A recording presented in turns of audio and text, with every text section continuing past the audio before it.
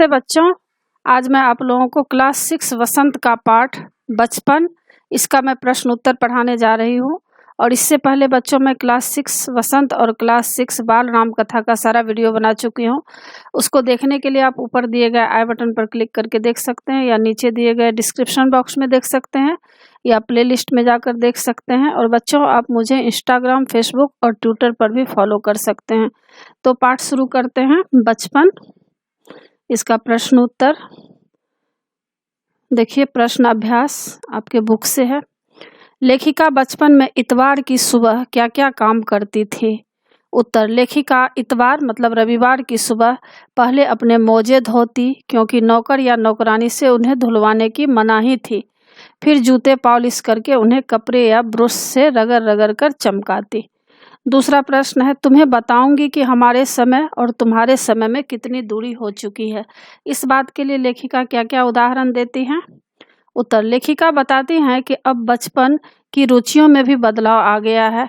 वे स्पष्ट करती हैं कि जब वे छोटी थी तब घरों में ग्रामोफोन थे, रेडियो और टेलीविज़न नहीं थे। उनके बचपन वाली कुल्फी अब आइसक्रीम में बदल गई है। कचौड़ी समोसे का स्थान अब पेटीज ने ले लिया है।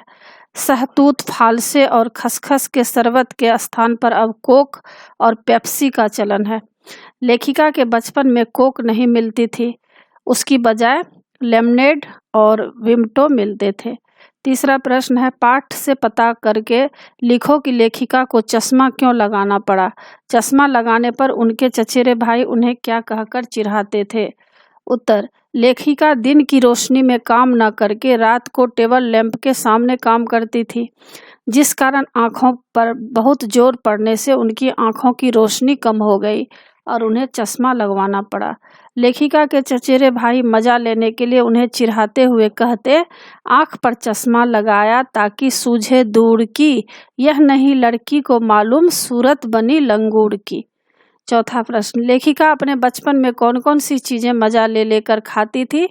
उनमें से प्रमुख फलों के नाम लिखो। उत्तर, बचपन में लेखिका चॉकलेट, फल, चेस्टनट, चने और गरम व अनारदाने का चूर्ण मजे ले लेकर खाती थी। उन्हें पसंद प्रमुख फलों में थे खट्टे मीठे काफल, रस भरी व कसमल।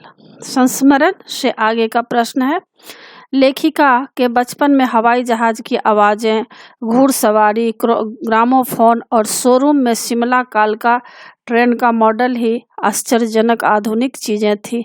आज क्या क्या आश्चर्यजनक आधुनिक चीज़ें तुम्हें आकर्षित करती हैं?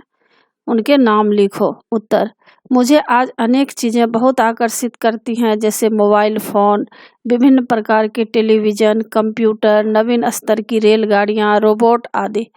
दूसरा प्रश्न है, अपने बचपन की कोई मनमोहक घटना याद करके विस्तार से लिखो।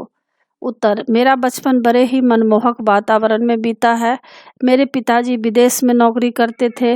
मैं भी 2-1 वर्ष उनके साथ वहीं रहकर आया था, पर उसके बाद मैं भारत में अपनी माताजी के साथ रहने लगा। माताजी के साथ रहते हुए मैं अपने पिताजी को कभी नहीं भूल पाया।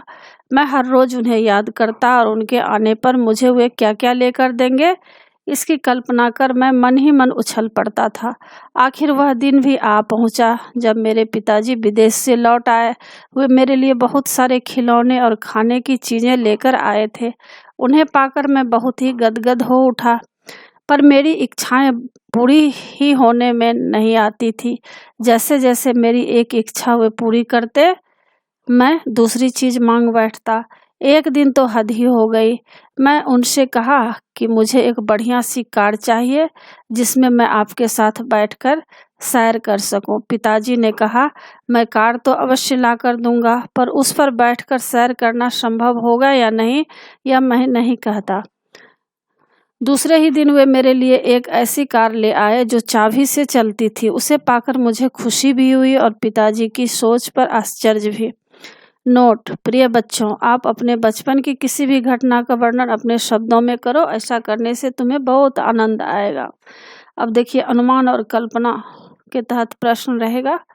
प्रश्न 1 है, सन 1935-40 के लगभग लेखिका का बचपन शिमला में अधिक दिन गुजरा।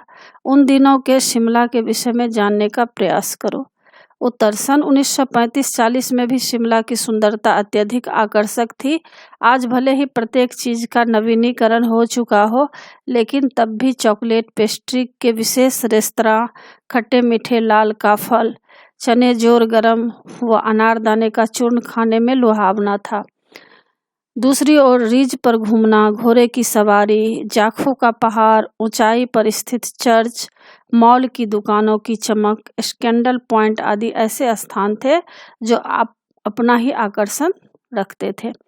इन सब से हम कह सकते हैं कि यदि आज से 70-80 वर्ष पूर्व की बात भी करें तो भी शिमला की सुंदरता में कोई कमी न थी। दूसरा प्रश्न है, लेखिका ने इस संस्मरण में सर्वर के माध्यम से अपनी बात बताने की कोशिश की है, लेकिन सर्वर का कोई परिचय नहीं दिया है। अनुमान लगाओ कि सर्वर कौन हो सकता है। उत्तर, इस पाठ में सर्वर का प्रयोग 2 स्थानों पर हुआ है। पहला प्रसंग है जूतों का। लेखिका लिखती हैं कि सर्वर, मुझे आज भी बूट पॉलिश करना अच्छा लगता है। दूसरा प्रसंग है जब वह लिखती हैं, सर्वर स्कैंडल पॉइंट के ठीक सामने उन दिनों एक दुकान हुआ करती थी जिसके शोरूम में शिमला कालका ट्रेन का मॉडल बना हुआ था। इन दोनों प्रसंगों में प्रयुक्त सर्वर शब्द के प्रयोग से भी तो यही अनुमान लगाया जा सकता है कि यह किसी व्यक्ति का नाम रहा होगा जिसे लक्ष्य कर लेखिका अपना जीवन अनुभव सुना रही हैं। इसके अतिरिक्त सर्वर शब्द का कहीं और प्रयोग नहीं हुआ जिसमें उसका किसी अन्य रूप में परिचय मिलता हो। अब देखिए बच्चों, भाषा की बात के तहत प्रश्न है, क्रियाओं से भी भाववाचक संज्ञा बनती है। जैसे मारना से मार, काटना से काट, हारना से हार, सीखना से सीख, पलटना से पलट और हड़पना से हड़प आदि भाववाचक संज्ञाएं बनी हैं। तुम भी इस संस्मरण से कुछ क्रियाओं को छांटकर लिखो और उनसे भाववाचक संज्ञा बनाओ। तो देखिए उत्तर है क्रिया भाववाचक संज्ञा। जैसे चमकना से चमक, उतरना से उतराई, खाना से खान, समझना से समझ। फिर है क्रिया और भाववाचक संज्ञा, मिलना से मेल, बदलना से बदलाव, रखना से रखाव, खरीदना से खरीद। फिर इधर आ गया क्रिया और भाववाचक संज्ञा, सोचना से सोच, बुरकवाना से बुरकाव और भूलना से भूल। दूसरा प्रश्न है, 4 दिन कुछ व्यक्ति 1 लीटर दूध आदि शब्दों के प्रयोग पर ध्यान दो तो पता चलेगा कि इसमें 4, कुछ और 1 लीटर शब्द से संख्या या परिमाण का आभास होता है, क्योंकि ये संख्यावाचक विशेषण है। इसमें भी 4 दिन से निश्चित संख्या का बोध होता है, इसलिए इसको निश्चित संख्यावाचक विशेषण कहते हैं। और कुछ व्यक्ति से अनिश्चित संख्या का बोध होने से इसे अनिश्चित संख्यावाचक विशेषण कहते हैं। इसी प्रकार 1 लीटर दूध से परिमाण का बोध होता है, इसलिए इसे परिमाणवाचक विशेषण कहते हैं। अब तुम नीचे लिखे वाक्यों को पढ़ो और उसके सामने विशेषण के 2 भेद को लिखो। जैसे मुझे 2 दर्जन केले चाहिए, और ख का है 2 किलो अनाज दे दो, और ग का है कुछ बच्चे आ रहे हैं, घ का सभी लोग हंस रहे थे, अंगह का तुम्हारा नाम बहुत सुंदर है। तो क का है मुझे 2 दर्जन केले चाहिए, तो 2 दर्जन क्या है, निश्चित संख्यावाचक विशेषण है। ख का है 2 किलो अनाज दे दो, तो 2 किलो क्या है, यह निश्चित परिमाणवाचक विशेषण है। ग का है कुछ बच्चे आ रहे हैं, तो कुछ क्या है, अनिश्चित संख्यावाचक विशेषण है। और घ का है सभी लोग हंस रहे हैं, तो सभी क्या है, अनिश्चित संख्यावाचक विशेषण है। अंगह क्या है, तुम्हारा नाम बहुत सुंदर है, तो तुम्हारा क्या है, सार्वनामिक विशेषण है, और सुंदर गुणवाचक विशेषण है। तीसरा प्रश्न है, कपड़ों में मेरी दिलचस्पियां मेरी मौसी जानती थी। इस वाक्य में रेखांकित मतलब मेरी और मेरी में जो रेखांकित किया गया है, दिलचस्पियां और मौसी संज्ञाओं की विशेषता बता रहे हैं, इसलिए ये सार्वनामिक विशेषण है। सर्वनाम कभी कभी विशेषण का काम भी करते हैं। पाठ में से ऐसे 5 उदाहरण छांट कर लिखो। जैसे उत्तर इसका है, पाठ के आधार पर निम्न रेखांकित शब्द सार्वनामिक विशेषण है। जैसे पहला है अपने बचपन, तो अपने। दूसरा है तुम्हारी दीदी, तो सर्वनामिक विशेषण है तुम्हारी। तीसरा है तुम्हारे तुम्हारे हमारे तुम्हारे बचपन, तो इसमें क्या है, हमारे तुम्हारे सर्वनामिक विशेषण है। चौथा है हम बच्चे, इसमें हम जो है सर्वनामिक विशेषण है। उन दिनों, उन क्या है, सर्वनामिक विशेषण है। अब कुछ करने को, अगर तुम्हें अपनी पोशाक बनाने को कहा जाए तो कैसी पोशाक बनाओगे और पोशाक बनाते समय किन बातों का ध्यान रखोगे, अपनी कल्पना से पोशाक का डिजाइन बनाओ। उत्तर, अगर मुझे पोशाक बनाने को कहा जाए तो मैं ऐसी पोशाक बनाऊंगा जो भारतीय पहनावे पर आधारित हो, मुझ पर पहनकर जचती हो, देखने वाले भी उसकी तारीफ किए बिना ना रह सके। अब इसमें दिया है छात्र अपनी कल्पना से अपनी पोशाक का मनपसंद डिजाइन स्वयं बनाने का प्रयत्न करें। दूसरा प्रश्न है 3-3 के समूह में अपने साथियों के साथ कपड़ों के नमूने इकट्ठा करके कक्षा में बताओ। इन नमूनों को छूकर देखो और अंतर महसूस करो। यह भी पता करो कि कौन सा कपड़ा किस मौसम में पहनने के अनुकूल है। उत्तर, कपड़ों के नमूने को मुख्य रूप से 3-4 वर्गों में बांटा जा सकता है, रेशमी, सूती, ऊनी आदि। रेशमी कपड़े 2 प्रकार के होते हैं, साटन नकली रेशम के या असली रेशम के। रेशमी कपड़े मुलायम व हल्की चमक लिए होते हैं। सूती कपड़े प्रायः रेशमी कपड़ों की तुलना में मोटे, भारी और खुरदरे या मलमल जैसे बहुत ही महीन होते हैं। ऊनी कपड़े भी कई प्रकार के हो सकते हैं, टेरी वूल तथा असली ऊन के। ये दोनों प्रकार के कपड़े मुलायम न होकर खुरदरे होते हैं, पर बढ़िया ऊन के कपड़े मुलायम भी हो सकते हैं। सूती कपड़े गर्मी के मौसम में पहनने योग्य होते हैं। शिशिर और वसंत ऋतु में जब न बहुत सर्दी होती है और न बहुत गर्मी, रेशमी वस्त्रों का आनंद लिया जा सकता है। ऊनी वस्त्र सर्दी के मौसम में ही पहने जाते हैं। तीसरा प्रश्न है हथकरघा और मिल के कपड़े बनवाने के तरीके के बारे में पता करो। संभव हो तो किसी कपड़े के कारखाने में जाकर भी जानकारी इकट्ठी करो। तो इसमें दिया गया है हथकरघा और मिल के कपड़ों के बनाने के तरीके में ज़्यादा अंतर नहीं है। हथकरघा जैसा कि नाम से ही स्पष्ट है, हाथ से बनाया जाता है। इससे कर्मी को अपने हाथ से काम करना होता है।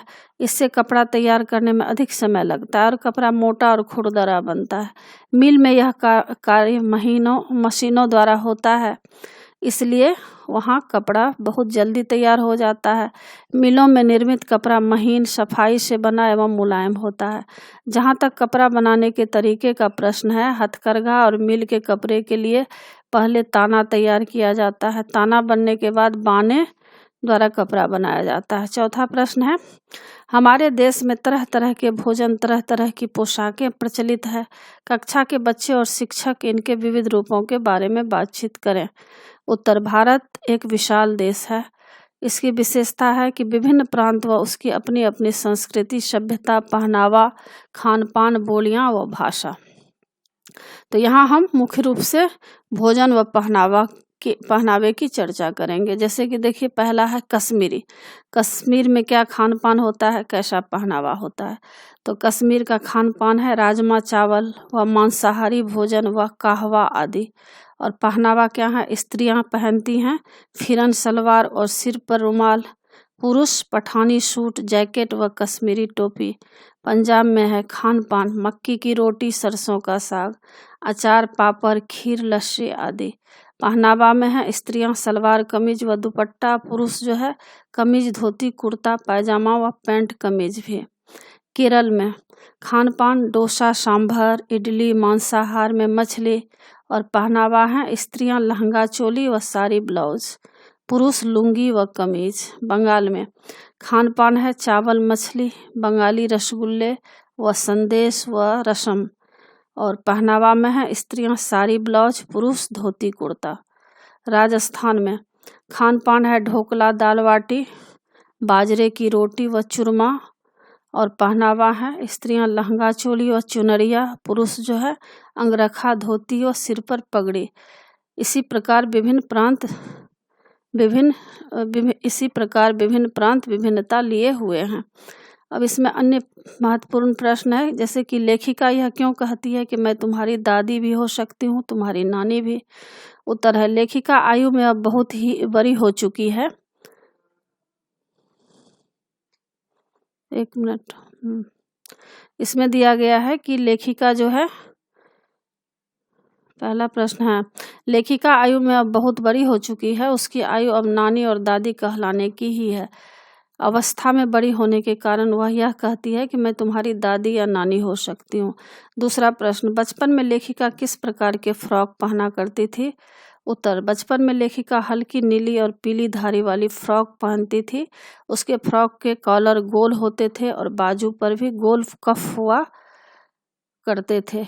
वह हल्के गुलाबी रंग वाले बारीक चुन्नट वाले घेरदार फ्रॉक भी पहनती थी। फ्रॉक के नीचे गुलाबी रंग की फ्रिल लगी रहती थी।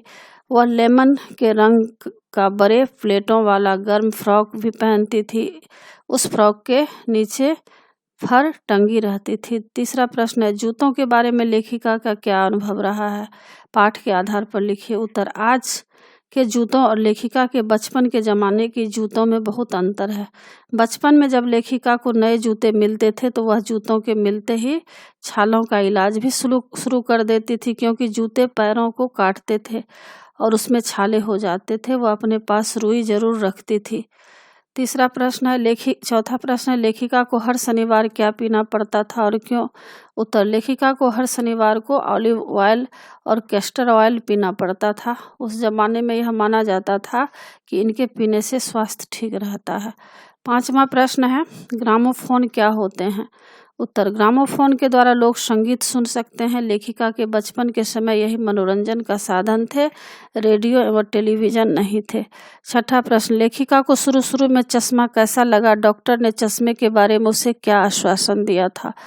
उत्तर, लेखिका को शुरू में चश्मा अच्छा नहीं लगा। डॉक्टर ने लेखिका से कहा था कि यदि वह कुछ समय चश्मा पहनेगी तो वह उतर जाएगा। 7वां प्रश्न, लेखिका चश्मे के लिए अपने आप को जिम्मेदार क्यों मानती थी? उत्तर, लेखिका दिन की रोशनी में नहीं पढ़ती थी, वह रात को टेबल लैंप की रोशनी में पढ़ती थी। इससे उसकी नज़र कमज़ोर हो गई थी, इसलिए वह अपने आप को ही चश्मे के लिए जिम्मेदार मानती थी। 8वां प्रश्न, शिमला में खाने की कौन कौन सी चीज़ें थी जो लेखिका को बहुत पसंद थी? उत्तर, काफल, रसभरी, कशमल, चेस्टनट, अनारदाने का चूर्ण आदि। आगे प्रश्न है, चने की पुड़िया के बारे में लेखिका का क्या अनुभव रहा है? उत्तर, लेखिका के बचपन के ज़माने में पुराने कागजों के नीचे से तिरछी लपेटते हुए ऊपर से चौड़ी बने चने की पुड़िया का बहुत प्रचलन था। कुछ बच्चे चने की पुड़िया पर तेज मसाला बुरकवाते थे। वे उसे लेकर गिरजा मैदान में घूमते और उसका मजा लेते थे। वो उसमें से एक एक चना पापड़ी निकालते और मुंह में डालते जाते थे। उन दिनों एक फिल्म का गाना चना जोर गरम बाबू मैं लाया मज़ेदार बच्चों को आता था। 10वां प्रश्न है, लेखिका ने बचपन में शिमला रिज पर जो मज़े किए थे उन्हें अपने शब्दों में लिखिए। उत्तर, लेखिका ने बचपन में शिमला रिज पर बहुत मज़े किए थे। वहाँ उसने घोड़ों की सवारी की थी। वह उन घोड़ों को बहुत छोटा समझती थी और उन पर हंसती भी थी। उसके ननिहाल के घोड़े बहुत हष्टपुष्ट थे। शाम के समय सारा वातावरण रंग बिरंगे गुब्बारों से भरा दिखाई देता था। सामने जाखू का पहाड़ दिखाई देता था, साथ ही ऊंचा चर्च भी।